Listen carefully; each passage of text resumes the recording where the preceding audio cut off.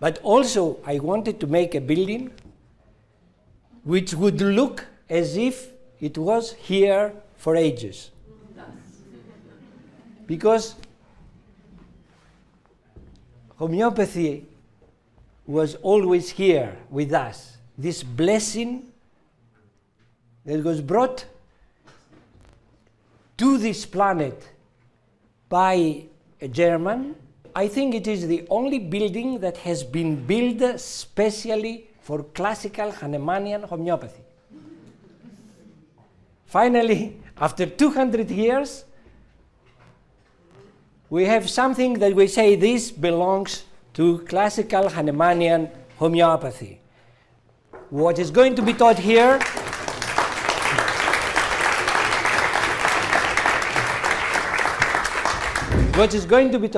is going to be this kind of homeopathy that I believe Hahnemann wanted always to be taught.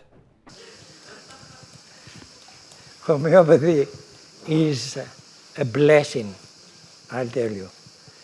It's really a blessing, and it is so subtle that even ourselves that we give the remedy, we don't believe how this little thing has worked.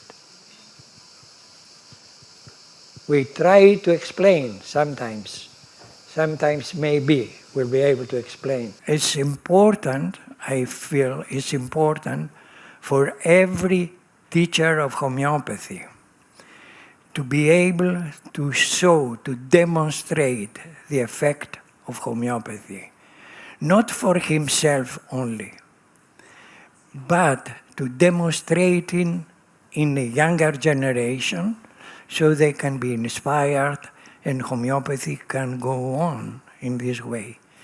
Otherwise, if everyone takes a knowledge for himself and keeps it to himself and becomes very good prescriber, it's not good enough.